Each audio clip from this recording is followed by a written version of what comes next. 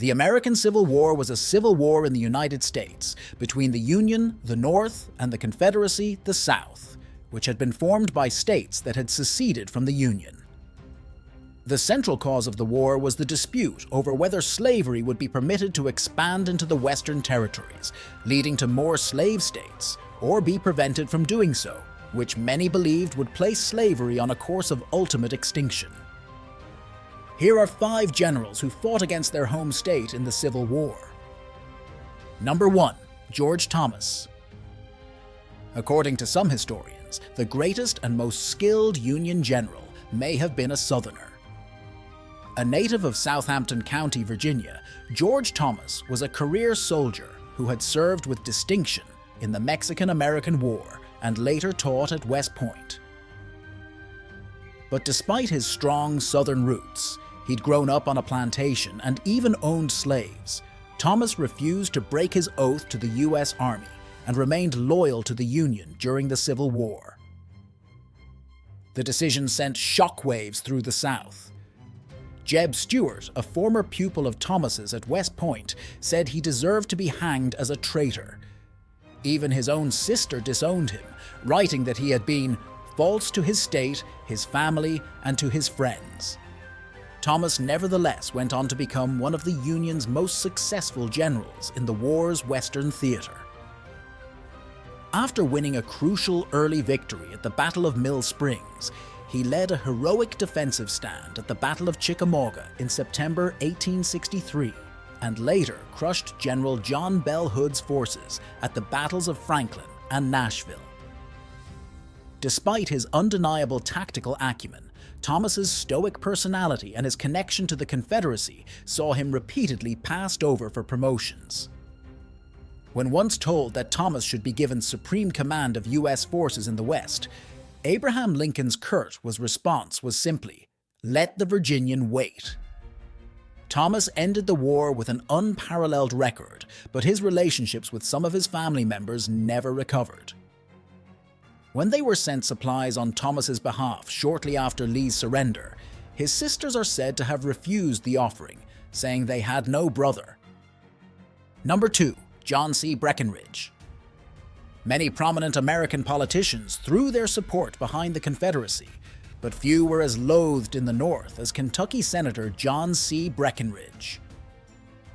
Although he was a pro-slavery Democrat, Breckinridge favored the peaceful preservation of the Union, and in the late 1850s and early 1860s, he regularly spoke out on the Senate floor against the march to war.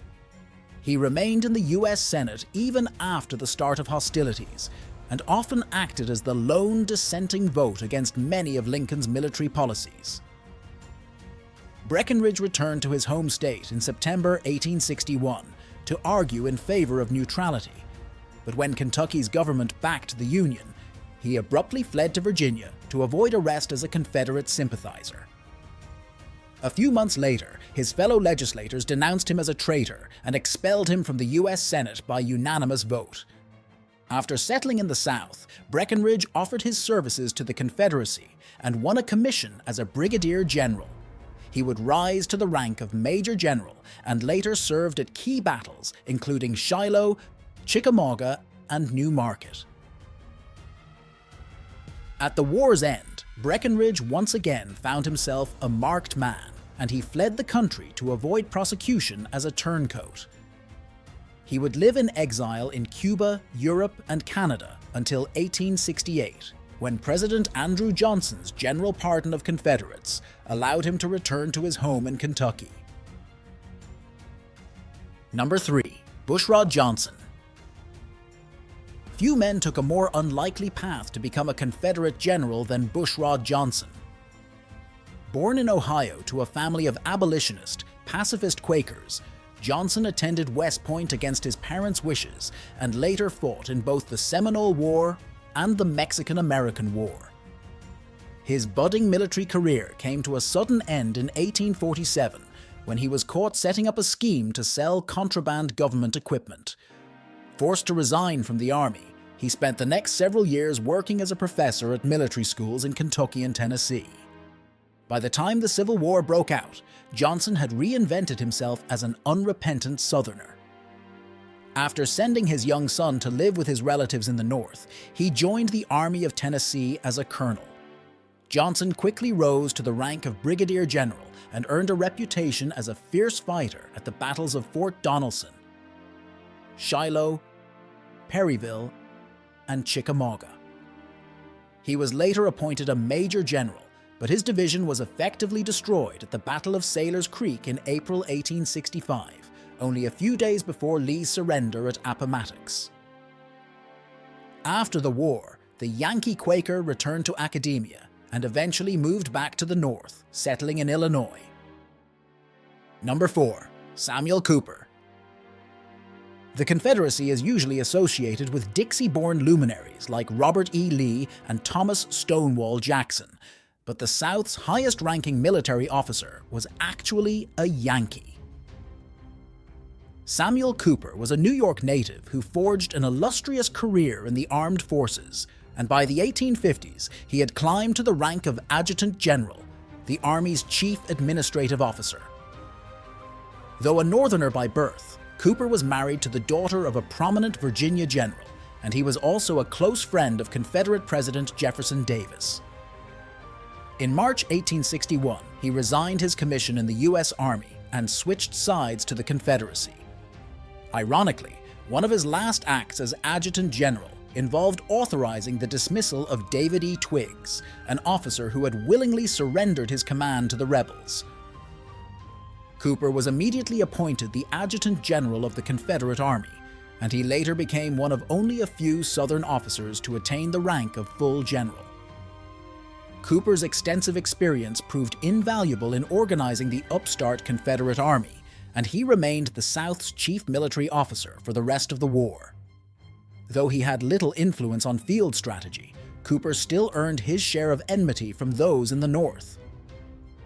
While building defenses near Washington, D.C., Union forces demolished his home and used its bricks to build a fort dubbed Traitor's Hill in Cooper's honor. Number 5. David Farragut. David Farragut was arguably the most distinguished American naval commander of the Civil War, but he was initially mistrusted because of his deep connection to the South.